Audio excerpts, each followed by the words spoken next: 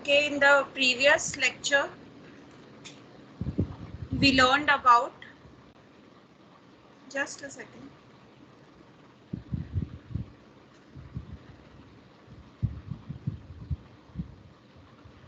Okay, in the previous lecture, we learned about the menstrual cycle.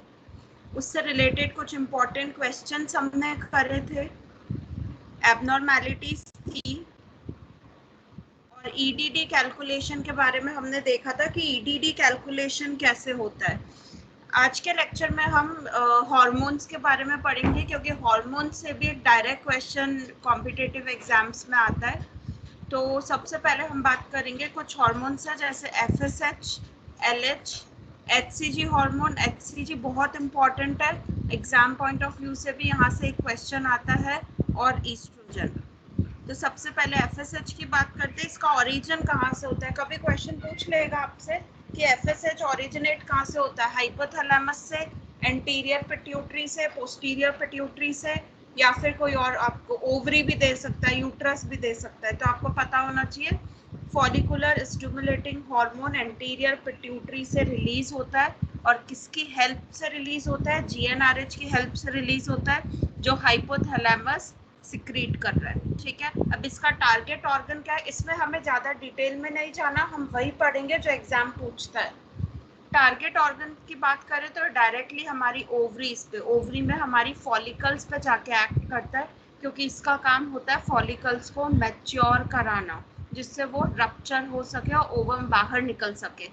Function की बात करें तो ग्रोथ ऑफ फॉलिकल्स, फॉलिकल को grow कराना, ईस्ट्रोजन और प्रोजेस्टेरोन को रिलीज कराना. ये इंपॉर्टेंट इसलिए क्योंकि फंक्शन में भी क्वेश्चन आ सकता है कि FSH हार्मोन के क्या फंक्शंस है. 4 ऑप्शन आपको दे देंगे और एक उनमें से ऑड आंसर होगा.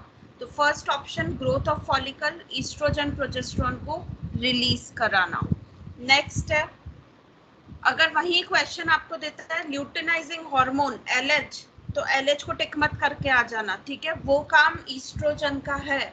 जब FSH ईस्ट्रोजन को एक्टिवेट कराता है तो ईस्ट्रोजन क्या करता है, उसको FSH को जाके नेगेटिव फीडबैक मैकेनिज्म से जाके उसको बंद कर देता है. तो वो रिलीज कराने का काम ईस्ट्रोजन करता है. तो वो ऑप्शन LH अगर आए तो उसको रॉन्ग करके बाकी के ऑप्शंस हमारे करेक्ट होंगे. मैक्सिमम लेवल, ये क्वेश्चन बहुत इंपॉर्टेंट पूछता है कि FSH का मैक्सिमम लेवल कब होता है, at the time of ovulation, या आप ये बोलो 12th डे बोलो. ओव्यूलेशन को हम जनरली 14th डे मानते हैं कि 14th डे ओव्यूलेशन होता है. तो at 12th day 12 to 24 hours before ovulation, ovulation होने के 12 से 24 घंटे पहले इसका लेवल जो होता है, FSH का लेवल जो होता है वो एकदम पीक पे होता है. ठीक है, तभी उसी टाइम पे क्या होगा, ईस्ट्रोजन ओवरी हमारी क्या रिलीज कर रही है, ये हार्मोन्स जो हम पढ़ रहे हैं. ठीक है, वहीं पे ईस्ट्रोजन क्या रिलीज करेगा, LH रिलीज करेगा, तभी जाके वो कॉर्पस लूटियल वाला फेज आएगा. तो इसमें ये इंपॉर्टेंट क्वेश्चन है. सेकेंड, ल्यूटिनाइजिंग हार्मोन की अगर बात करें तो इसका ओरिजिन होता है एंटीरियर पिट्यूटरी से. इसका भी टारगेट ऑर्गन ओवरी होता है. अमाउंट इसका एग्जाम में पूछता है कि नॉर्मली ल्यूटिनाइजिंग हार्मोन का अमाउंट कितना होता है, तो 72 mg पर डेसीलीटर इसका अमाउंट होता है. अब फंक्शन क्या है इसका, ओव्यूलेशन कराना, ये भी इसका फंक्शन है, प्रोजेस्टेरोन और ईस्ट्रोजन को रिलीज कराना. अब इम्पॉर्टेंट क्वेश्चन, ये मैंने प्रीवियस लेक्चर में भी बताया था LH सर्ज के बारे में, ल्यूटिनाइजिंग हार्मोन सर्ज. सर्ज का मतलब यहाँ पे है LH का, ल्यूटिनाइजिंग हार्मोन का सबसे पीक लेवल. ठीक है, ऑप्शन आपको देगा 24 से, जनरली 24 से 36 आवर्स बिफोर ओव्यूलेशन होता है. ये एवरेज वैल्यू मैंने आपको लेवल की वैल्यू मैंने आपको बताई है. बट अगर एग्जाम आपको पूछता है कि LH सर्च का आवर आपसे पूछा और वो देगा ऑप्शन आपको, मैं आपको ऑप्शन बता देती हूँ. एग्जाम्स में यही पूछा जाता है, 12 आवर, 24 आवर, 36 आवर, 48 आवर. ठीक है, अब आप सोचोगे मैम बोले थे 24 से 36 आवर, पर अगर एग्जाम में ऐसा क्वेश्चन आ जाए तो आपको सीधा 24 आवर्स पे जाके टिक कर देना है, क्योंकि 24 आवर पे ल्यूटिनाइजिंग हार्मोन का जो लेवल होता है वो एकदम पीक पे होता है. तो ये इम्पोर्टेंट है, इसको आप अलग से मार्क भी कर सकते हो अगर आप साथ में नोट्स भी लिख रहे हैं तो। LH सर्च 24 से 36 आवर और पीक वैल्यू उसका 24 आवर पे होता है। ये आ गया सबसे इम्पोर्टेंट बीटा HCG। एग्जाम में पूछा जाता है कि यूरिन प्रेगनेंसी टेस्ट करते हैं तो हम उसमें कौन सा हार्मोन आइडेंटिफाई करते हैं। बीटा HCG करते हैं, LH करते हैं, FSH करते हैं। तो सीधा सीधा हम जब यूरिन प्रेगनेंसी टेस्ट करते हैं उसमें बीटा HCG हार्मोन प्रेजेंट होता है। अब इसका full form human chorionic gonadotropin होता है। इसको सिक्रीट कौन करता है? ट्रोफोब्लास्ट सिक्रीट करती है इसको, ठीक है। आगे देखेंगे कि ट्रोफोब्लास्ट क्या है। एग्जाम में वो आपसे ये नहीं पूछेगा कि ट्रोफोब्लास्ट क्या होती है, ठीक है। हाँ, ये पूछ सकता है कि प्रेगनेंसी में एंडोमेट्रियम को क्या बोलते हैं? डेसिडुआ। सीधा सीधा सिंपल सा क्वेश्चन है ये, ठीक है। अब ये ट्रोफोब्लास्ट क्या होता है? मतलब ये जो स्ट्रक्चर्स होते हैं इन्हें जाके क्या करना होता है? एंडोमेट्रियम यानी डेसिडुआ से जाके ये अटैच होता है। इसमें भी बहुत सारी फेज होती है, एपोजिशन, एडेशन, पेनिट्रेशन, ठीक है। फेजेस जनरली एग्जाम्स में, ये कंप्लीट फिजियोलॉजी एग्जाम नहीं पूछता आपसे, वो आपसे डायरेक्ट क्वेश्चन पूछता है कि एंडोमेट्रियम को आप क्या बोलोगे कि भाई, जस्ट एक्सक्यूज, एंडोमेट्रियम को आप क्या बोलोगे? तो हम उसको डेसिडुआ बोलेंगे, ठीक है। अब क्वेश्चन है कि इसको सिक्रीट कौन करता है? दो सेल्स होती है, एक साइटोट्रोफोब्लास्टिक सेल होती है और सिंशियोट्रोफोब्लास्टिक सेल होती है। अगर ऑप्शन में सिंशियो दिया हुआ है तो डायरेक्टली उसको जाके आपको टिक कर देना है। ये जो सेल होती है ट्रोफोब्लास्टिक लेयर्स के अंदर हम पढ़ते हैं, वो सिक्रीट करती है क्या? HCG hormone during the second week of pregnancy, ठीक है। मतलब अगर फॉर एग्जाम्पल हम सेकेंड वीक ऑफ प्रेगनेंसी की बात करें तो इनिशियल फर्स्ट ट्राइमेस्टर आप बोलो, या फिर जो अभी मैंने आपको एक क्लास में EDD बताया था LMP, तो वो LMP से लेकर सेकेंड वीक्स आपके हो गए हैं, वहां पे इसका सिक्रीशन स्टार्ट हो जाएगा। सीधा सीधा क्वेश्चन यही पूछता है कि HCG कौन सिक्रीट करता है। अगर ट्रोफोब्लास्ट दिया है, अब देखो एक चीज और मैं आपको बताती हूँ, ऑप्शन आपको क्या देगा? Trophoblast, second syncytiotrophoblast, third cytotrophoblast, third fourth आप कुछ भी ले लो, नन ऑफ द अबव ले लो, ठीक है। अब आप सोचोगे कि नहीं मैम ने ट्रोफोब्लास्ट बोला था, आंसर गलत हो जाएगा, ठीक है। आपको क्या करना होगा? सिंशियोट्रोफोब्लास्ट करना होगा। Clear? Now it also provide nutrition to corpus luteum. यहाँ ये आपसे पूछ सकते हैं कि कॉर्पस लूटियम को न्यूट्रिशन कौन प्रोवाइड करता है? तो कॉर्पस लूटियम को न्यूट्रिशन प्रोवाइड करता है HCG। ये इंपॉर्टेंट क्वेश्चन हो गया, ठीक है। दूसरा पॉजिटिव प्रेगनेंसी टेस्ट, मैं आपको बता ही चुकी कि पॉजिटिव प्रेगनेंसी टेस्ट में हमें कौन सा हार्मोन होता है जिससे हम उसको कहते हैं कंफर्मेशन, कहते हैं कि फीमेल इज प्रेग्नेंट, तो वो HCG हार्मोन है। अब हाईएस्ट लेवल पूछा जाएगा आपसे कि हाईएस्ट लेवल ऑफ HCG कब होता है, ठीक है। वीक से पूछ सकता है, ट्राइमेस्टर पूछ सकता है, first trimester, second, third trimester, या पर्प्यूरियम पीरियड के अंदर, ठीक है, या फिर during the time of breast feeding होता है। तो आपको फर्स्ट ट्राइमेस्टर में 12th वीक, मैं बोलूंगी कि फर्स्ट ट्राइमेस्टर में क्या होता है? HCG का लेवल पीक होता है और इसके बहुत सारे फंक्शंस होते हैं। साथ में ये प्लेसेंटा की ग्रोथ में भी हेल्प करता है, प्लेसेंटा को अटैचमेंट में भी हेल्प करता है। किसके साथ अटैचमेंट? एंडोमेट्रियम के साथ अटैचमेंट, यूट्रस की लेयर जिसको प्रेगनेंसी में डेसिडुआ बोलते हैं। तो ये इम्पोर्टेंट हो गया यहाँ पे कंसेप्ट। तो आई थिंक आपको ये हार्मोन FSH, LH और बीटा HCG से पूछे हुए इम्पोर्टेंट क्वेश्चंस भी आपको यहाँ पे समझ में आ गए होंगे। नेक्स्ट बात करती हूँ ईस्ट्रोजन की। ईस्ट्रोजन भी बहुत इंपॉर्टेंट है। इसका हमने इनिशियल उस दिन भी देखा था मेंस्ट्रुअल साइकिल के अंदर जब हमने फॉलिक्यूलर फेज पढ़ा था। इसका ओरिजिन ओवरी से होता है। टारगेट ऑर्गन इसका यूट्रस की एंडोमेट्रियम लेयर होती है, ठीक है। Endometrium, perimetrium, right, endometrium layer होती है। फंक्शन क्या होता है, क्या काम करती है? ये प्रोलिफरेशन कराती है किसका? एंडोमेट्रियम का। ये इसका बेसिक फंक्शन होता है। अब हम इसके मैक्सिमम लेवल की अगर बात करें तो बिफोर ओव्यूलेशन ओव्यूलेशन कब होता है, पूछ लिया क्वेश्चन तो सीधा आंसर 14 डेज, ठीक है। Before ovulation 12 to 24 hours. Maximum अभी हमने जितने भी हॉर्मोन्स देखे सब में एक लाइन फिक्स है, 12 to 24 आवर्स बिफोर ओव्यूलेशन, ठीक है। पर यहाँ पे आपको क्या इंपॉर्टेंट ध्यान रखना है, एलएच सर्च के बारे में। वहाँ पे 24 से 36 आवर था, पर प्रायोरिटी हम उसमें 24 आवर्स को देते हैं, ठीक है। आप 12 to 24 आवर बोलो या 12 और 13th डे ऑफ साइकिल, क्योंकि 14th डे पे तो ओव्यूलेशन हो रहा है। तो ये था ईस्ट्रोजन के बारे में इम्पोर्टेंट, ठीक है। मैं वापस ये चीज़ एक रिपीट करूंगी कि कॉम्पिटिटिव एग्जाम में और थ्योरेटिकल में थोड़ा डिफरेंस होता है। कॉम्पिटिटिव में हमें मेन क्वेश्चंस को देखने होते हैं कि बेसिकली आपसे क्या पूछता है, ठीक है। वहाँ पे आपसे ये नहीं पूछेगा oogenesis कैसे होता है, स्पर्मेटोजेनेसिस की फिजियोलॉजी क्या होती है, ठीक है। बट इम्पॉर्टेंट जो क्वेश्चंस है वो हम यहाँ पर डिस्कस कर रहे हैं। अब बात है रिप्रोडक्टिव ऑर्गन की। रिप्रोडक्टिव ऑर्गन में से लिमिटेड जो क्वेश्चंस आते हैं वो आपने सॉल्व भी कभी करे हो एग्जाम्स के लिए। तो एक तो फैलोपियन ट्यूब, वहां से पूछता ही है। दूसरा फर्टिलाइजेशन कहाँ पे होता है, एक पर्टिकुलर साइट होती है फैलोपियन ट्यूब की, वो भी ये पूछता है, ठीक है।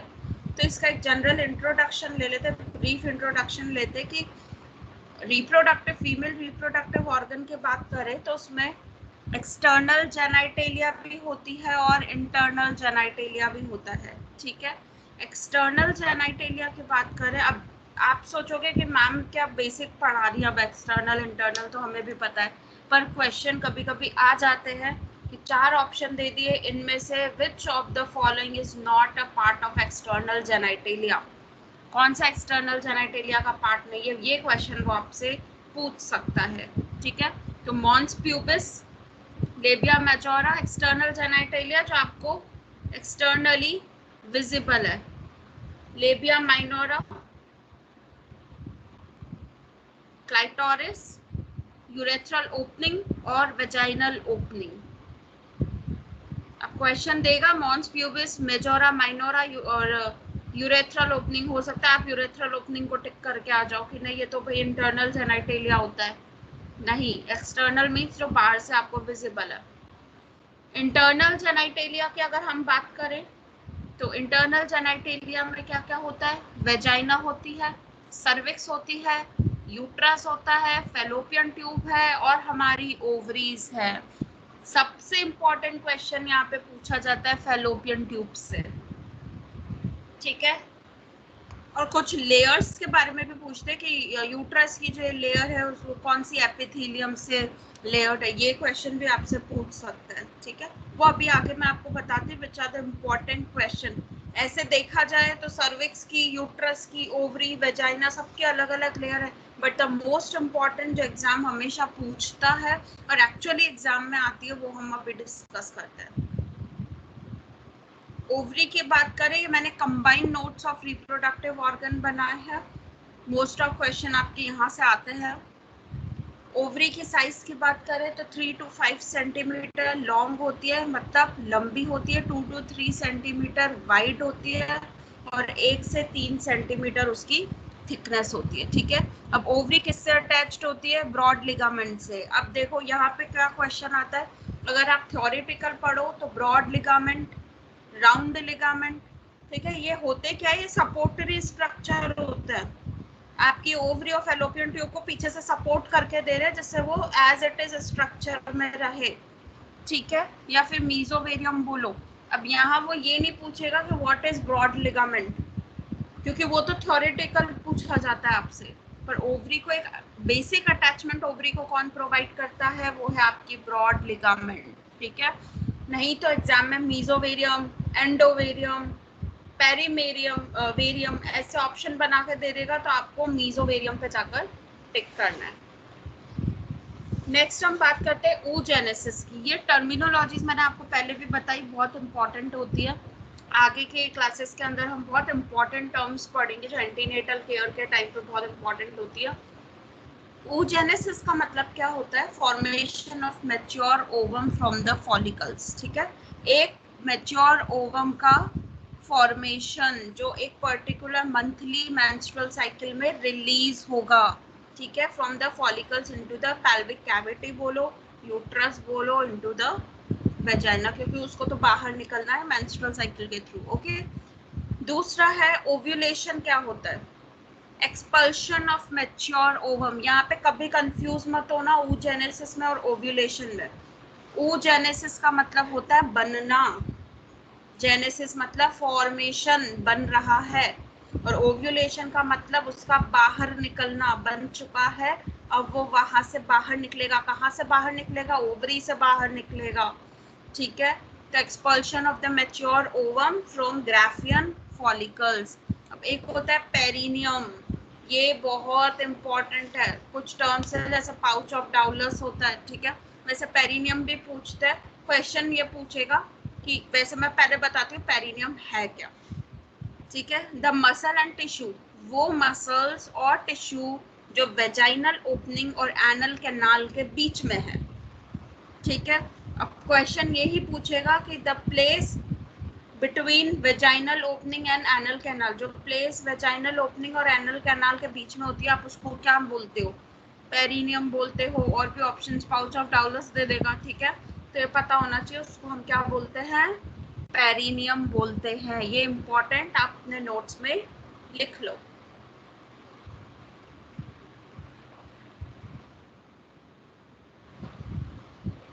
वेजाइना की बात करें, वेजाइना से ऐसा कोई क्वेश्चन नहीं आता, ठीक है, कि वेजाइना की शेप कैसी है, क्या है, ठीक है, सेंटीमीटर क्या है, ये नहीं पूछता। वो पूछता है वेजाइना का पीएच, ठीक है। वेजाइना की पीएच कितनी होती है? उसकी जनरल पीएच 3.8 से 4.5 होती है, ठीक है। अब बिफोर प्यूबर्टी 7 पीएच होता है, बट आफ्टर प्यूबर्टी, प्यूबर्टी के बाद में उसका पीएच थोड़ा एसिडिक होता है, ठीक है। बिफोर प्यूबर्टी न्यूट्रल और उसके बाद एसिडिक होता है। अब क्वेश्चन क्या पूछेगा कि भाई क्यों होता है एसिडिक? कुछ तो रीजन होगा ना कि वेजाइना का पीएच हमारा इतना एसिडिक है 3.8 से 4.5, इसीलिए इजीली हमको इन्फेक्शन भी नहीं होता, ठीक है। वरना तो हर फीमेल्स को हर 1-2 दिन में वेजाइनल इन्फेक्शन या यूरिनरी ट्रैक्ट इन्फेक्शन होता ही रहेगा, ठीक है। क्योंकि ये जो एसिडिक मीडियम होता है, इस ये प्रिवेंट करता है ये ऑर्गेनिज्म को ग्रो करने से। और सबसे इम्पॉर्टेंट थिंग कि वेजाइना के पास क्या है? डोडरलाइन बेसिलाई। ये डोडरलाइन बेसिलाई क्या होते हैं ये अभी हम देखते हैं, और ये बेसिक फंक्शन क्या करते हैं? वो एसिडिटी को मेंटेन करके रखते हैं, ठीक है। ये क्या करते हैं? ग्लाइकोजन प्रेजेंट होता है, उस ग्लाइकोजन को लैक्टिक एसिड में जाके कन्वर्ट कर देते हैं, तो वो एसिडिक मीडियम होता है, ये फंक्शन होता है। ये नॉर्मल बेसिलाई होता है, कभी कंफ्यूज मत होना कि बेसिलाई मतलब कोई पैथोलॉजिकल कंडीशन हो गई या कोई ऑर्गेनिज्म हो गया डिजीज कॉज कर देगा, ऐसा नहीं है, नॉर्मल होता है, ठीक है। तो इम्पोर्टेंट यहाँ पे क्या है? नोट्स में लिख लो वेजाइना का पीएच, ठीक है। अब वो पूछ देगा what is the vaginal pH before puberty, ठीक है। ऑप्शन ये सब दे देगा, तो पता होना चाहिए प्यूबर्टी के पहले वो 7 पीएच होता है। इसकी 4 लेयर्स होती है, मैंने आपको बताने के लिए इसमें ऐड करा है। म्यूकोसा सबसे अंदर वाली, सब म्यूकोसा, मस्क्यूलरिस एंड सिरोसा, ठीक है। अब जो यूट्रस में प्रेजेंट नहीं होती, ये बाकी की 3 म्यूकोसा, मस्क्यूलरिस, सिरोसा, तीनों यूट्रस में भी प्रेजेंट होती है, बट सब म्यूकोसा यूट्रस में प्रेजेंट नहीं होती। तो ऑप्शन देगा which of the following layer is not present in uterus? कौन सी लेयर यूट्रस में प्रेजेंट नहीं है? 4 ऑप्शन, म्यूकोसा, सब म्यूकोसा, मस्कुलरिस, सिरोसा। तो आपको सीधा सीधा टिक करना है सब म्यूकोसा। वेजाइना में प्रेजेंट होती है, वेजाइना की सेकेंड लेयर है ये, पर यूट्रस के अंदर ये प्रेजेंट नहीं होती है। ये आ गया क्वेश्चन वाई एसिडिक। यहाँ पे 2 इंपॉर्टेंट क्वेश्चन है आपके एग्जाम पॉइंट ऑफ व्यू से, ठीक है। पहला, देयर इज प्रेजेंस ऑफ, ये ऑफ है नॉट ऑड, ऑफ डोडालिन बेसिलाई, ये बेसिलाई प्रेजेंट होती है। तो क्वेश्चन पूछ सकता है कि कौन सी बेसिलाई हमारी वेजाइना में प्रेजेंट होती है, ठीक है। तो ये ऑप्शन है ये क्या करता है, glycogen to lactic acid, glycogen को लैक्टिक एसिड में कन्वर्ट करता है। अब लैक्टिक एसिड क्या एसिडिक मीडियम है, ठीक है, तो वो एक एसिडिक मीडियम को मेंटेन करके रखता है। और यहाँ पे एनएरोबिक रेस्पिरेशन होता है। एनएरोबिक एरोबिक रेस्पिरेशन आपने जरूर पढ़ा होगा बायोकेमिस्ट्री के अंदर। एनएरोबिक जो ऑक्सीजन का प्रेजेंस नहीं होता, in the absence of oxygen, aerobic in the presence of oxygen, ठीक है। तो एनएरोबिक रेस्पिरेशन होता है इसीलिए क्योंकि ऑक्सीजन प्रेजेंट नहीं होती है, इसीलिए ग्लाइकोजन खुद को लैक्टिक एसिड में कन्वर्ट कर देता है। और ये बहुत ही अच्छी चीज है फीमेल वेजाइना की पीएच को मेंटेन करने के लिए। तो एक क्वेश्चन तो ये बना। ये भी पूछ सकता है कि फीमेल की वेजाइनल पीएच एसिडिक होती है, बेसिक होती है, न्यूट्रल, वैसे ऐसा क्वेश्चन नहीं पूछा जाता। इंपॉर्टेंट डोडालाइन बेसिलाई है, ठीक है। एक टेस्ट ये मैंने यहाँ पे एक्स्ट्रा इंपॉर्टेंट नोट ऐड किया है, ये क्वेश्चन भी पूछता है। सर्वाइकल कैंसर, सर्विक्स का कैंसर हो गया तो उसके लिए आप कौन सा टेस्ट करते हो, वो उस टेस्ट का नाम है शिलर टेस्ट, ठीक है, इसको नोट कर लो। Schiller test is done for diagnosis of cervical cancer, ये इंपॉर्टेंट है। सर्वाइकल कैंसर तो सबसे ज्यादा इंपॉर्टेंट है अगर हम फीमेल रिप्रोडक्टिव सिस्टम की बात करें तो।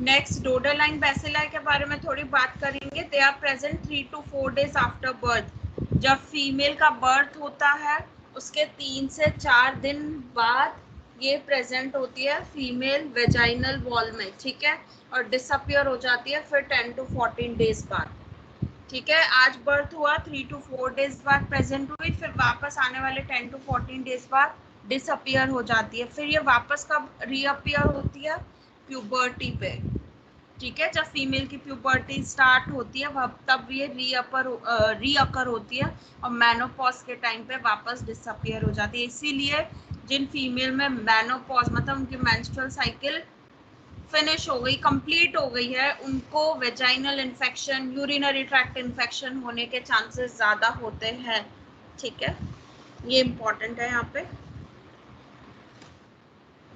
एक क्वेश्चन यहाँ पे ये इंपॉर्टेंट है कि ब्लड सप्लाई ऑफ वेजाइना की अगर हम बात करें कि वेजाइना को ब्लड सप्लाई कौन करता है, तो वेजाइना को ब्लड सप्लाई करता है, ये काफी एग्जाम्स में ये क्वेश्चन पूछा है इन्होंने कि वेजाइना को ब्लड सप्लाई। अब ऐसे बहुत सारे ऑर्गन्स हैं, अगर आप कोई भी सब्जेक्ट पढ़ो, एक पर्टिकुलर ऑर्गन पढ़ो तो हर ऑर्गन की अपनी blood supply, artery supply, drainage, lymphatic drainage है, नर्व सप्लाई है, ठीक है। बट एमसीक्यूज का मतलब क्या होता है, इंपॉर्टेंट आपसे क्या पूछेंगे, ठीक है।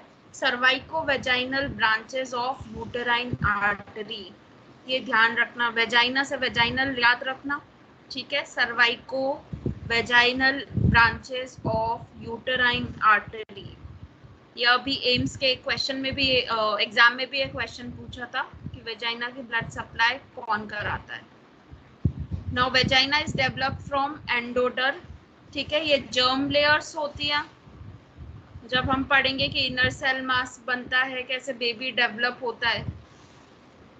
एक्सटर्नल वेजाइनल ऑरिफिस बनती है एक्टोडर्म से, जिसको हम एक्सटर्नल ओस और इंटरनल ओस बोलते हैं।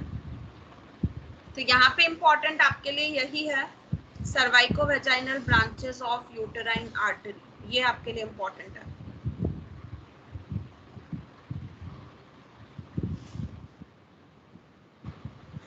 नेक्स्ट यूट्रस की बात करें, यूट्रस तो सबसे इंपॉर्टेंट है, यूट्रस को खुद को ही इंपॉर्टेंट बना के लिख दो वहां पे, ठीक है। यूट्रस क्यों इंपॉर्टेंट है, क्योंकि यूट्रस का पहला ही क्वेश्चन पूछते हैं उसका नॉर्मल पोजीशन क्या होता है यूट्रस का, ठीक है। तो यूट्रस का नॉर्मल पोजीशन होता है anti version and anti flexion, ठीक है। Anti version anti flexion option बहुत सारे देगा आपको, बट हमारा सही आंसर क्या होना चाहिए, एंटी वर्जन और एंटी फ्लेक्शन, ठीक है। अब इसकी एबनॉर्मेलिटीज भी होती हैं, आगे के क्लास में जब हम डिजीजेस सेक्शन पढ़ेंगे तो वहां पे एबनॉर्मेलिटीज भी होती हैं, ठीक है। जब ये एंटी मतलब आगे की तरफ, ठीक है, वर्जन फ्लेक्शन का भी यहाँ मीनिंग है, और एक डिसऑर्डर हो जाता है फीमेल के अंदर, रिट्रोवर्जन रिट्रोफ्लेक्शन जब चला जाता है, यूटेराइन डिस्प्लेसमेंट।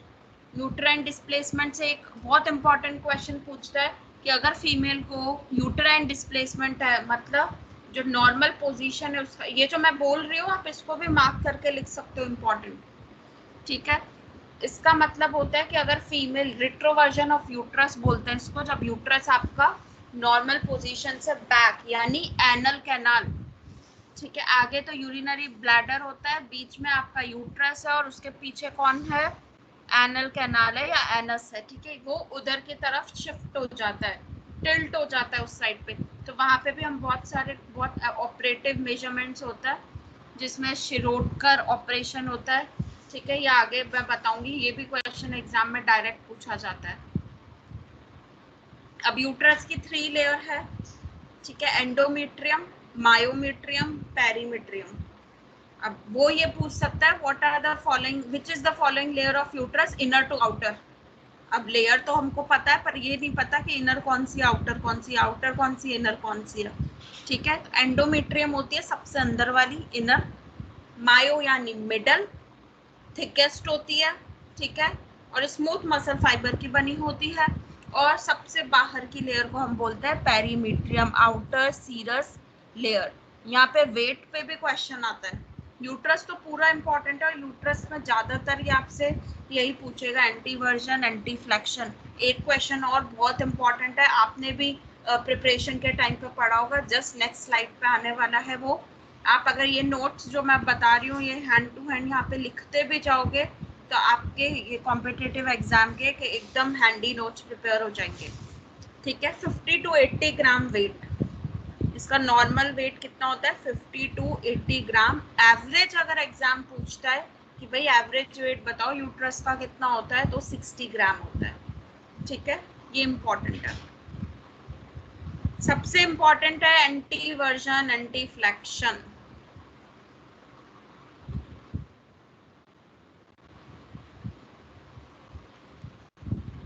ओके, आप देख रहे हो बोल्ड में 7.5 इंटू 5 इंटू 1.25, ये क्या है मैम, ठीक है, यही पूछता है एग्जाम में। मैंने अभी तक बहुत सारे कॉम्पिटिटिव एग्जाम्स देखे हैं जहाँ पे वो डायरेक्टली यूट्रस की लेंथ, विड्थ, थिकनेस पूछता है, ऑप्शन यही देता है 7.5 इंटू 5 1.5 या 7.5 इंटू 1.25 इंटू 5 या 0.5 डाल देगा, वो बड़े कंफ्यूजिंग हो जाते हैं उस टाइम पे, ठीक है। लेंथ होती है एक जनरल, हम बात करें 8 centimetre, with 5 centimetre, thickness 1.25 centimetre, या आप लेंथ को 7.5 थिकनेस भी, लेंथ भी आप उसकी बोल सकते हो, नॉट थिकनेस। एग्जाम पूछेगा जनरल क्या होता है, तो जनरल आपको याद रखना है 7.5 सेंटीमीटर लेंथ है, 5 सेंटीमीटर यूट्रस का विड्थ है और 1.25 सेंटीमीटर यूट्रस का थिकनेस है, ये आपको ध्यान में रखना है, ठीक है। इसको आप चाहो तो स्पेशली पेन से हाइलाइटर से इसको हाईलाइट कर दो इस पॉइंट को, ये एग्जाम पूछता है, ठीक है। चलो नेक्स्ट आगे बढ़ते हैं हम, ये हो गया हमारा एक और इम्पोर्टेंट क्वेश्चन। रिप्रोडक्टिव से बहुत लिमिटेड क्वेश्चन पूछे जाते हैं बट वो इम्पोर्टेंट भी है। आगे जाते हैं हम, ड्यूरिंग एक्टोपिक प्रेगनेंसी, ठीक है। अब क्वेश्चन है कि एक्टोपिक प्रेगनेंसी आपने पढ़ा होगा क्या होता है। नॉर्मली बेबी का ग्रो होता है, यूट्रस के अंदर ग्रो होता है, फर्टिलाइजेशन होता है, फर्टिलाइजेशन के बाद में इम्प्लांटेशन होता है और वो बच्चा ग्रो करता है, ठीक है। अगर इम्प्लांटेशन यूट्रस के अलावा जो नॉर्मल बॉडी कैविटी होती है, यूट्राइन कैविटी होती है, उसके अलावा कहीं और हो जाता है फैलोपियन ट्यूब में, ठीक है, इंटरस्टिशियल, एम्पुला, इन्फंडिबुलम कहीं और हो जाता है, तो हम उसको क्या बोलते हैं, इम्प्लांटेशन अगर वहां पे हो जाएगा उसको हम बोलते हैं एक्टोपिक प्रेगनेंसी। फिर बच्चा वहीं ग्रो करता है, वहां तो कॉम्प्लिकेशंस होती हैं, ठीक है। इसके साथ एक और एग्जांपल है एब्डोमिनल कैविटी के अंदर भी, ठीक है। तो ड्यूरिंग एक्टोपिक प्रेगनेंसी, जब एक्टोपिक प्रेगनेंसी होती है तब क्या होता है, there is a fluid filled in pouch of Douglas, ठीक है। पाउच ऑफ डाउलस में एक फ्लूइड फिल होता है, उस फ्लूइड को हम क्या बोलते हैं, जिसको हम बोलते हैं कुल्डोसिंथेसिस, ये इंपॉर्टेंट है, इसको हाईलाइट कर दो। जनरली वो यही पूछता है कि कुल्डोसिंथेसिस क्या होता है। ठीक है, तो ये होता है एबनॉर्मल फ्लूइड का कलेक्शन। अब क्वेश्चन है कि पाउच ऑफ डाउलस है क्या। ठीक है, ये आपको पता होना चाहिए। फीमेल ह्यूमन बॉडी के अंदर, उसकी रिप्रोडक्टिव ऑर्गन्स के अंदर यूट्रस और रेक्टम के बीच में एक स्पेस होती है। ठीक है, यूट्रस और रेक्टम के बीच में, आगे तो ब्लैडर है, बीच में यूट्रस है, पीछे रेक्टम है, उन दोनों के बीच की जो स्पेस होती है, छोटी सी स्पेस होती है, उसको हम पाउच ऑफ डाउलस बोलते हैं। अगर उसका इन्फेक्शन हो जाए, वहां पे flu abnormal collection of fluid हो जाए, उसको बोलते हैं कुल्डोसिंथेसिस। ये इंपॉर्टेंट है, ये भी एग्जाम में क्वेश्चन पूछते हैं। अब कुछ टर्म्स मैंने इसमें ऐड करिए, जैसे uterus is dextro rotated. Dextro rotated का मतलब यूट्रस अगर राइट साइड रोटेट हो गया। Vagina is levo rotated. ठीक है, वेजाइना लेफ्ट साइड होती है, डेक्स्ट्रो और लीवो राइट साइड और लेफ्ट साइड, ये नॉर्मल है। ठीक है, ये कोई एबनॉर्मैलिटी नहीं है। अब यूट्रस का डेवलपमेंट कहाँ से होता है, ये भी कभी एग्जाम क्वेश्चन पूछ लेगा। यूट्रस कहाँ से डेवलप होता है, जर्म सेल्स के नाम दे देगा, मुलेरियन डक्ट दे देगा। अगर एग्जाम में जर्म सेल्स के नाम भी दिए हैं, एंडोडर्म, एक्टोडर्म, मीजोडर्म, साथ में मुलेरियन डक्ट भी दिया है, तो मुलेरियन डक्ट को ही आपको जाकर टिक करना है। मुलेरियन डक्ट ही यूट्रस का डेवलपमेंट कराती है। अगर वही डिफेक्ट हो गया, हमने पढ़ा था वेजाइनल एक्ट्रेस या वेजाइनल एजेनेसिस, स्पेशली एजेनेसिस जो हमने पढ़ा था। ठीक है, वो डिवीजन वहीं डिफेक्ट हो गया, तो यूट्रस की बहुत सारी एबनॉर्मैलिटीज होती है। वो भी एक लेक्चर में हम पढ़ेंगे, जिसमें हम फिगर्स के बारे में पढ़ेंगे, इमेज बेस्ड क्वेश्चन। और यूट्रस की एबनॉर्मैलिटी इमेज बेस्ड क्वेश्चन पे पूछी जाती है। ठीक है, तो एक सेक्शन होगा जिसमें ऑल ओवर जितनी भी इमेजेस एग्जाम पूछता है उसको डिस्कस करेंगे। ठीक है, नाउ बॉडी ऑफ यूट्रस, ये इंपॉर्टेंट है। ऐसे तो बहुत सारे ऑर्गन्स है, सिस्टम्स हैं, बट इम्पॉर्टेंट क्या है कि यूट्रस का जो बॉडी होता है, ये किससे लाइंड होता है, single layer of simple columnar epithelium. इसको ब्लैक पेन से हाईलाइट कर दो, ये काफी एग्जाम्स में क्वेश्चन आया हुआ है, और ये बेसिक क्वेश्चन है फीमेल रिप्रोडक्टिव का, कि यूट्रस, बॉडी ऑफ यूट्रस जो होता है, फीमेल रिप्रोडक्टिव का पार्ट किससे लाइंड होता है, single layer of simple columnar epithelium.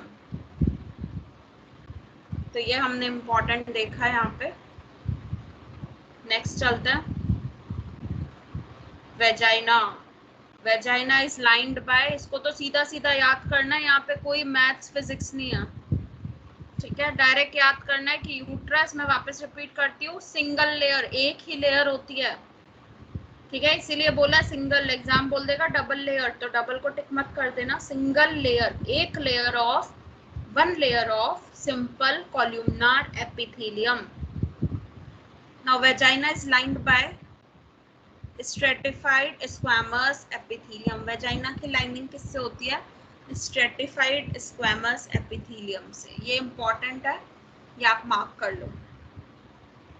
ठीक है, अब squamous columnar junction, squamous columnar junction की हम बात करें, is most common for cervical cancer.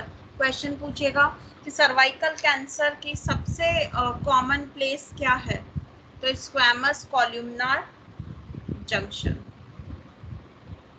देखो, uterus, simple columnar epithelium, vagina, stratified squamous epithelium. अब जो इनका जंक्शन होगा, स्क्वैमस कॉल्यूमनर जंक्शन, वहां पे मोस्ट कॉमनली क्या होता है, ये इन्फेक्शन, सर्वाइकल कैंसर होने के चांसेस मैक्सिमम होता है। तो ये भी इम्पोर्टेंट है।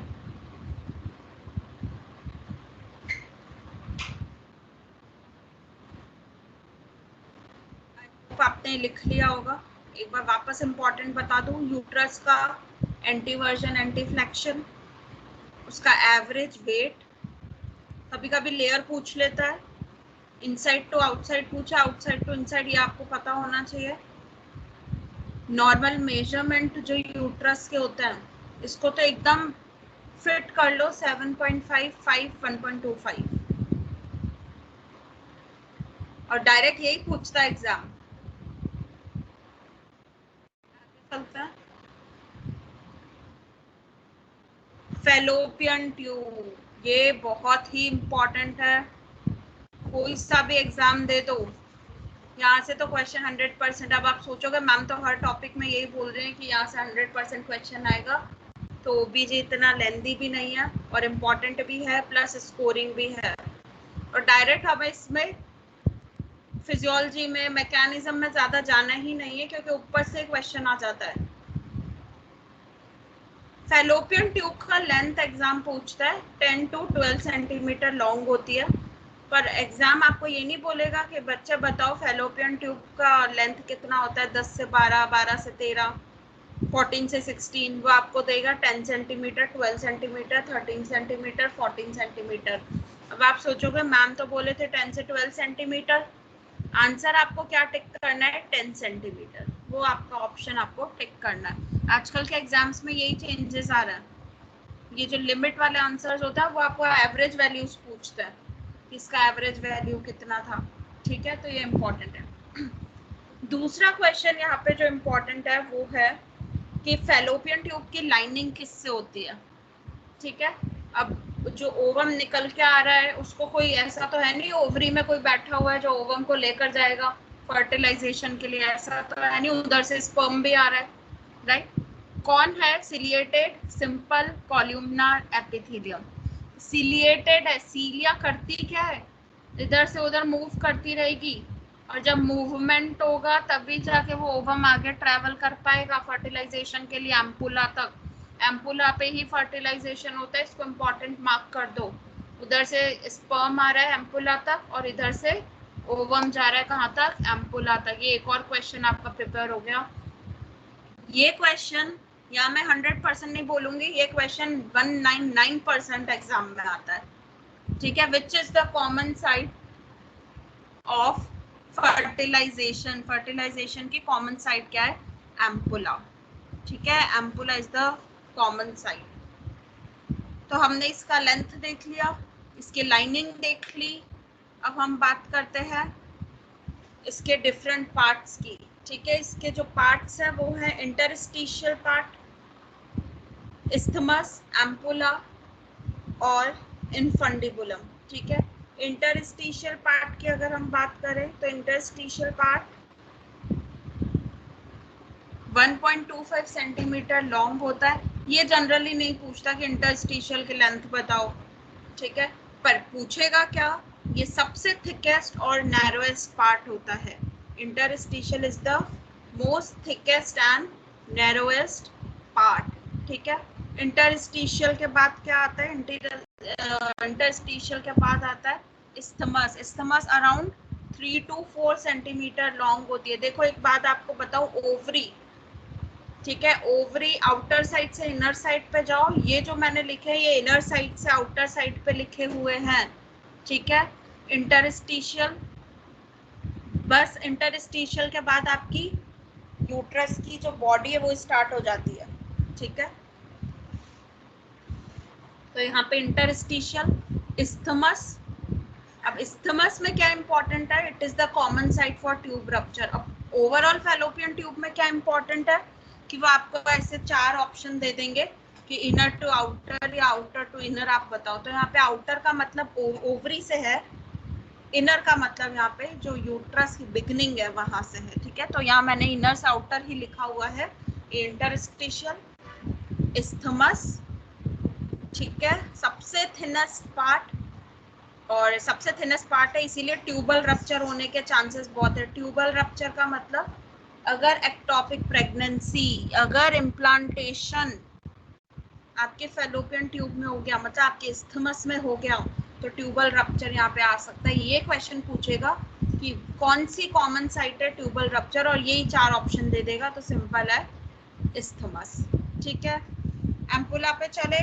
एम्पुला होती है 5 सेंटीमीटर लेंथ है। ठीक है, क्वेश्चन यहाँ से फेलोपियन ट्यूब तो एज इट इज, ये स्लाइड आप याद कर लो अभी के अभी, इस पे से क्वेश्चन आएगा ही आएगा। ठीक है, एम्पुला क्या होती है, सबसे लॉन्गेस्ट पार्ट होता है, ये क्वेश्चन पूछता है। एम्पुला फर्टिलाइजेशन यहाँ पे होता है, ये पूछता है। और ट्यूबेक्टोमी जो सर्जिकल ऑपरेटिव प्रोसीजर होता है ट्यूबेक्टोमी, वो भी हम कहाँ पे करते हैं, एम्पुला पे। ये नहीं पूछेगा, बट जो पूछता है वो यही है कि लॉन्गेस्ट पार्ट फैलोपियन ट्यूब का कौन सा है और फर्टिलाइजेशन कहाँ पे होता है, ये इम्पोर्टेंट है। नेक्स्ट इन्फंडिबुलम की बात करें, इन्फंडिबुलम से आज दिन तक कोई क्वेश्चन नहीं पूछा है। इसका काम वही है, वो ओवरीज के पास है, 1.25 सेंटीमीटर लॉन्ग और 20 to 25 फिंगर लाइक प्रोजेक्शंस होता है। वो फिंगर लाइक प्रोजेक्शन, आपकी फिंगर्स क्या करती हैं, कुछ भी चीज आपको होल्ड करनी है, पकड़नी है, वो आप आपके फिंगर्स से ही करोगे। वही फिंगर लाइक प्रोजेक्शन इन्फंडिबुलम के पास होती है और वो किसको होल्ड करके रखती है, ओवरी को होल्ड करके रखती है। तो जो रिलीज्ड ओवम है वो कहाँ से कहाँ ट्रैवल करेगा, इन्फंडिबुलम, एम्पुला, इस्थमस, इंटरस्टिशियल, और इंटरस्टिशियल से सीधा कहाँ जंप करेगा, आपकी यूट्रस की बॉडी, उसकी कैविटी के अंदर। ये इंपॉर्टेंट है, फैलोपियन ट्यूब। ठीक है, आई होप कि आपको समझ भी आ रहा होगा। और इम्पोर्टेंट क्वेश्चन, सबसे अच्छी बात ये है कि हम इम्पोर्टेंट क्वेश्चन को रिवाइज कर रहे हैं यहाँ पे।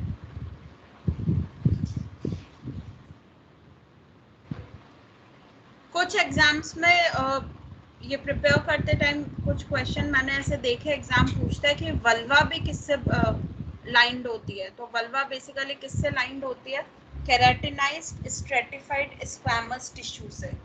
ठीक है, मोस्टली नहीं इतना एग्जाम में आता है, बट स्टिल हमें पता होना चाहिए। एटलीस्ट ये 3-4 ही हमारे पास टिश्यू लेयर लाइंस हैं, तो वो हमें याद होनी चाहिए। ठीक है, एक्सटर्नल जेनाइटेलिया, हाँ ये इंपॉर्टेंट है, ये दो बहुत इंपॉर्टेंट है, वेरी इंपॉर्टेंट है। क्या कि एक्सटर्नल जेनाइटेलिया और इंटरनल जेनाइटेलिया, ठीक है, जाइगोट है, एम्ब्रियो है, फीटस है। जब हम अल्ट्रासोनोग्राफी करते हैं, फीमेल एंटीनेटल विजिट के लिए आती है, तो एक्सटर्नल जेनाइटेलिया प्रेगनेंसी के, या फिर मैं बोलूँ 12 वीक एमिनोरिया, याद है ईडीडी के टाइम पे एमिनोरिया पढ़ा था, एब्सेंस ऑफ मेंस्ट्रुअल साइकिल, और एमिनोरिया वर्ड ही हम यूज करते हैं एंटीनेटल टाइम पे। अगर जब फीमेल के 12 वीक कंप्लीट हो जाते हैं प्रेगनेंसी के, जेस्टेशन के, या 12 वीक एमिनोरिया होता है, आप उसके एक्सटर्नल जेनाइटेलिया को विजुअलाइज कर सकते हो। तब आपको पता लग जाएगा कि ये फीमेल है या मेल है। ठीक है, और इंटरनल जेनाइटेलिया, इंटरनल ऑर्गन्स को, इंटरनल सेक्सुअल ऑर्गन्स को आप कब आइडेंटिफाई कर सकते हो, अल्ट्रासोनोग्राफी से, एट 8 वीक्स। जैसे फीमेल का 8 वीक कंप्लीट हुआ, या मैं ये बोलूँ फर्स्ट ट्राइमेस्टर कंप्लीट हो गया, फर्स्ट ट्राइमेस्टर कंप्लीशन तक ये पता लग जाता है कि ये मेल है या फीमेल है। अब इसके बहुत सारे रिलेशंस है, आपने नाम सुना होगा एमनियोसेंटेसिस के बारे में। ये डायग्नोस्टिक टेस्ट भी मैं नेक्स्ट लेक्चर में लूंगी। ये पूरा टॉपिक होगा एंटीनेटल, जिसमें हम ये सारी बात करेंगे, क्या एग्जामिनेशन होता है, मदर को कितना आयरन फॉलिक लेना चाहिए, वैक्सीनेशन की बात करेंगे, इम्यूनाइजेशन कौन कौन सा होना चाहिए। तो वहाँ पे हम एमनियोसेंटेसिस की भी बात करते हैं कि भाई एमनियोसेंटेसिस जो बैन हो चुका है, बेसिकली वो कौन से वीक पे किया जाता है। ठीक है, वो होता है 14 वीक पे, ये भी लिख लो, ये भी एग्जाम में आता है, 14 वीक पे होता है। क्वेश्चन है कि 14 वीक पे क्यों होता है, because of the some amount of level of amniotic fluid. Amniotic fluid का कुछ लेवल होता है, कितने वीक पे कितना लेवल होता है, ये जस्ट मेरी नेक्स्ट स्लाइड के अंदर है, एमनियोटिक फ्लूइड टॉपिक के अंदर। तो आई होप ये चीज क्लियर हो गई होगी आपको। एक्सटर्नल जेनाइटेलिया कब विजुअलाइज होता है, 12 week of gestation, internal genitalia 8 week of gestation. अब पोस्ट मीनोपॉज, हाँ ये क्वेश्चन भी पूछना है, मैं सब इंपॉर्टेंट क्वेश्चंस मैंने यहाँ पे लिखे हैं। पोस्ट मीनोपॉज ईस्ट्रोजन का लेवल फीमेल के अंदर डिक्रीज होता है, इसलिए फीमेल को ये सर्वाइकल कैंसर होने के चांसेस इंक्रीज होते हैं। क्यों, क्योंकि ईस्ट्रोजन का लेवल डिक्रीज हो जाता है, ये इंपॉर्टेंट है। तो आपसे पूछेगा कि मेंस्ट्रुअल साइकिल या मीनोपॉज के बाद में फीमेल में कौन सा हार्मोन का लेवल डिक्रीज होता है।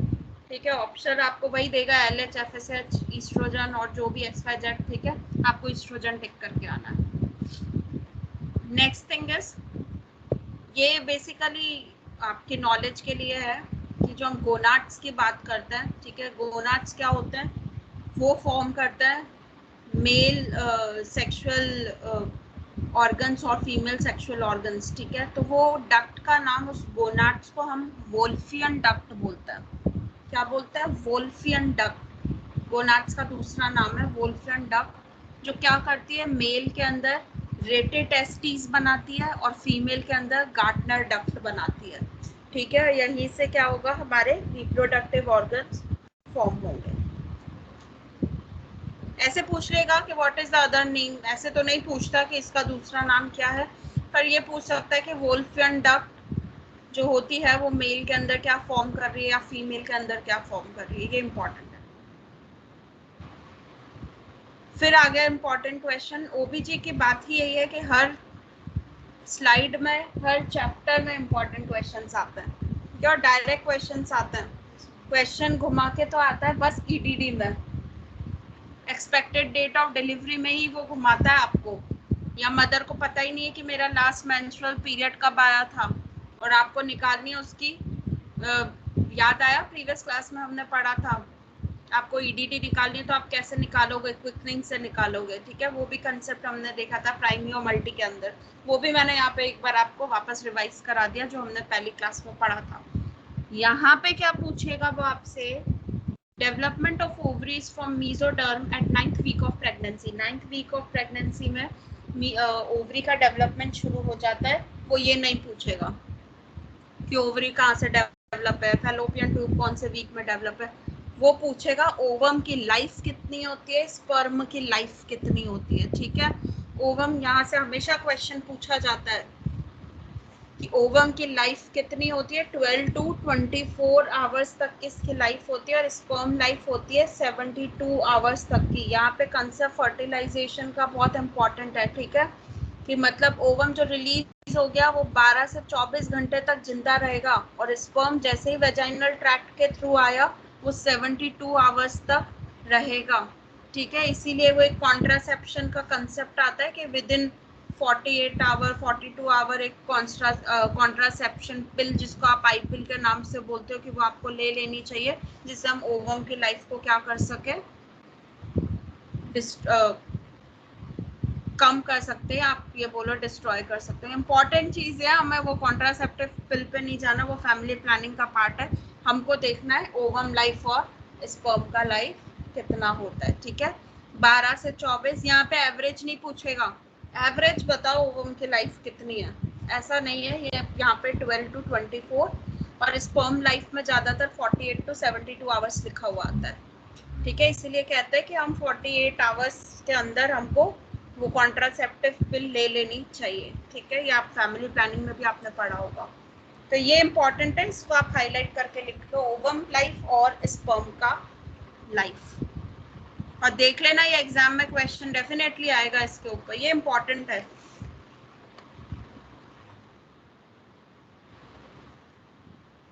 रिप्रोडक्शन, अब जो स्लाइड्स आगे आ रही हैं, हर स्लाइड इंपॉर्टेंट है, आप साथ में नोट्स भी लिख रहे हो तो आप उसको फटाफट लिख सकते हो, ठीक है। जर्म लेयर्स की अगर हम बात करें, ठीक है, बच्चा ऐसे ही नहीं कि ओवम और स्पर्म एक साथ मिल गए, दोनों कंबाइन हो गए और फिर एम्ब्रियो डेवलप होके बच्चा आ गया 9 मंथ में बाहर, ऐसा नहीं होता। कुछ जर्म लेयर्स होती हैं, ठीक है, इनर सेल मास होता है, योग सैक हम पढ़ते हैं, ठीक है।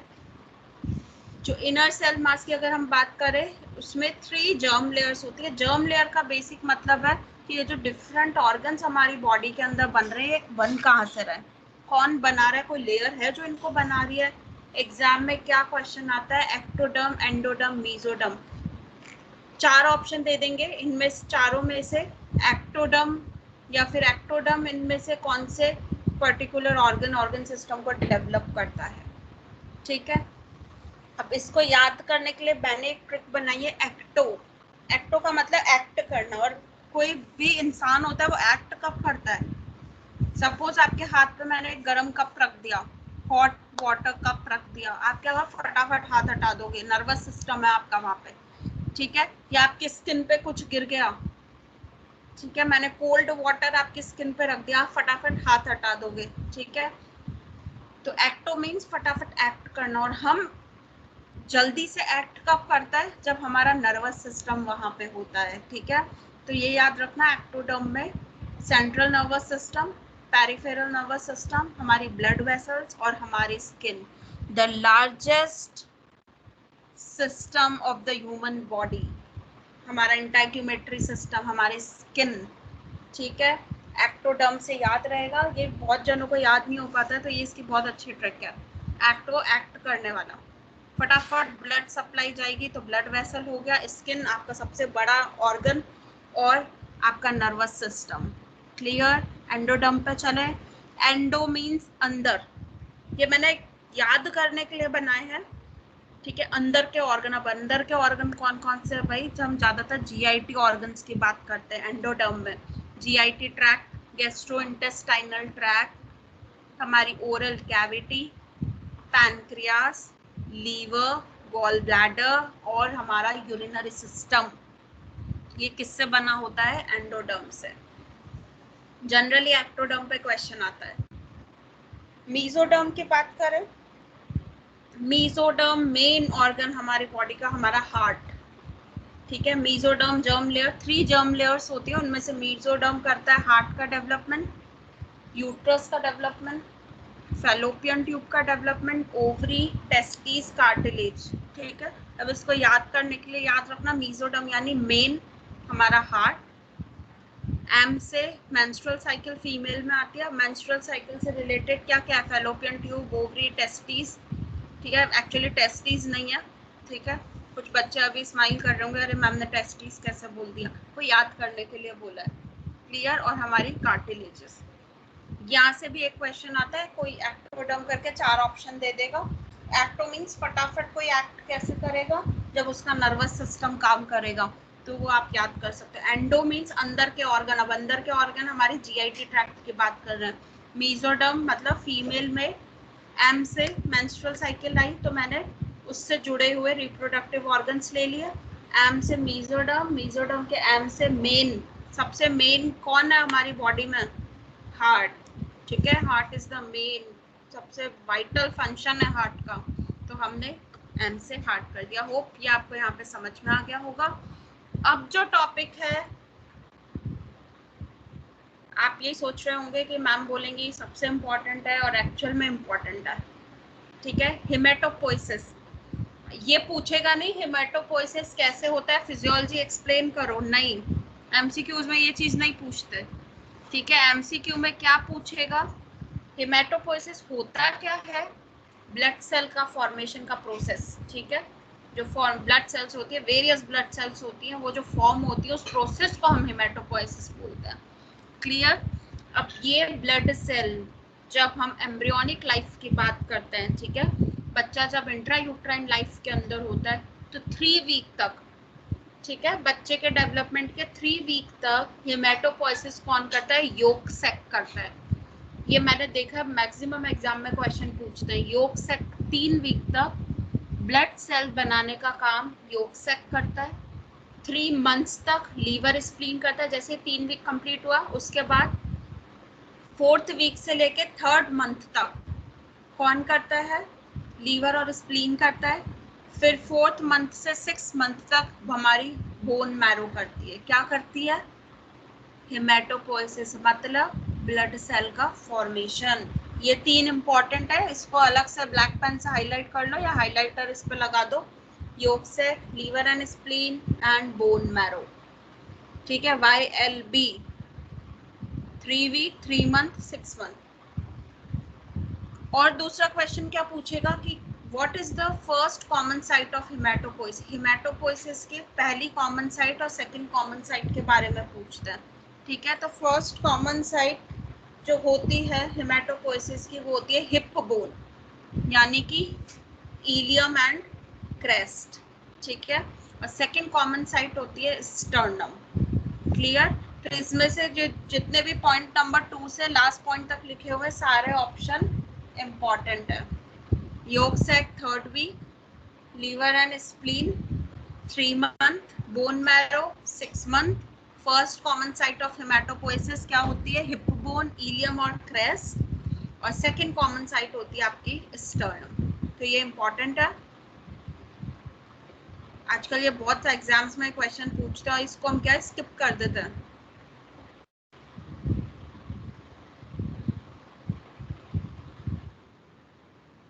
चलता है रिप्रोडक्शन से रिलेटेड क्या क्वेश्चन इंपॉर्टेंट एग्जाम में आते हैं, ठीक है।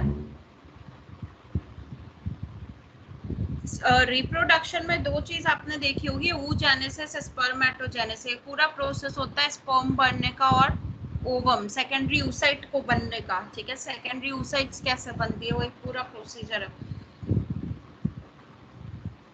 ये मैंने एक पॉइंट इसमें ऐड किया आप लोगों के लिए कि first meiotic division is completed after puberty. Female के अंदर मियोसिस तो है ही, जो फर्स्ट मियोटिक डिवीजन होता है वो प्यूबर्टी, ठीक है। First meiotic division is completed after puberty. Puberty के बाद कंप्लीट होता है, ओव्यूलेशन से पहले, और उसकी मदद से फिर क्या बनता है, ovum and second polar body, ठीक है।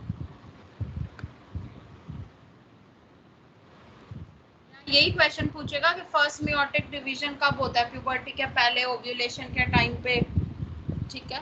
At the time of birth बोल देगा वो आपको।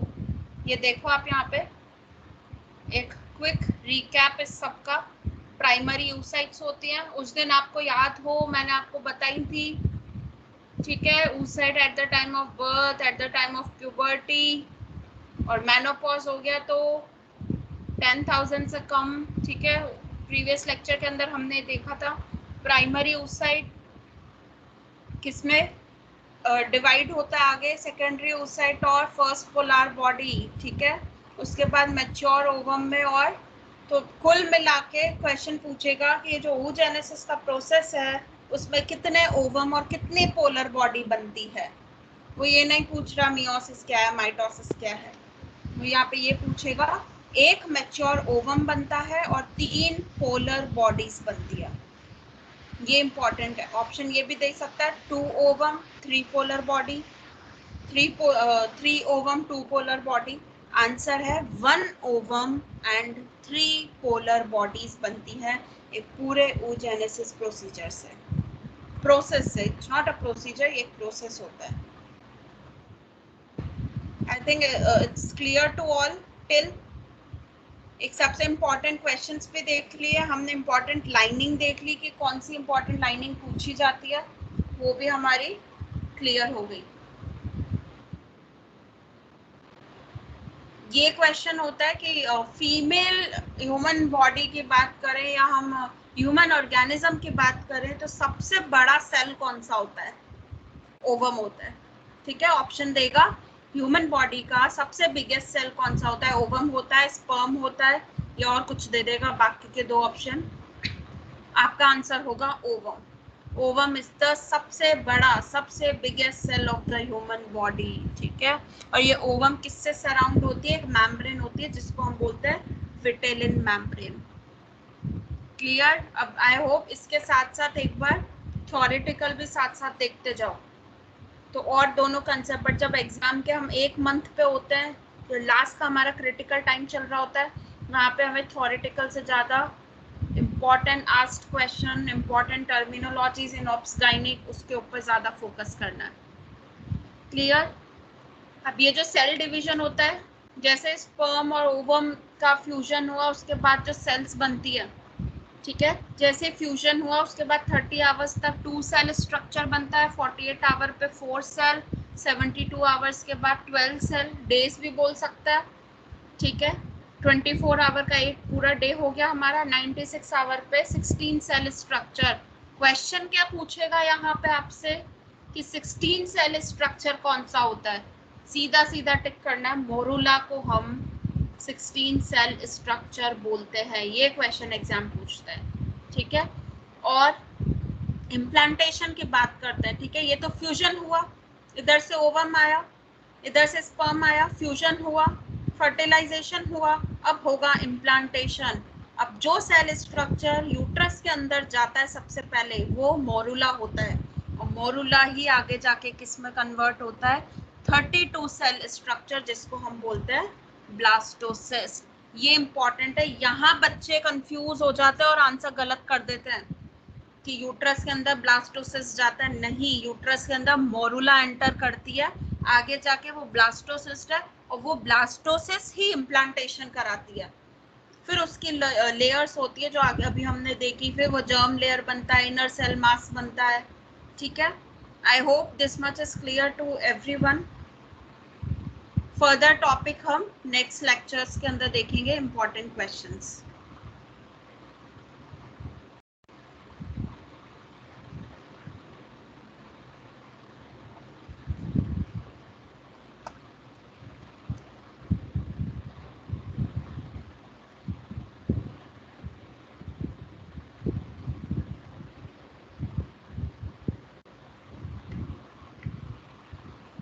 Thank you very much. We are closing the session now. Recording will be available once it is prepared. Thank you very much.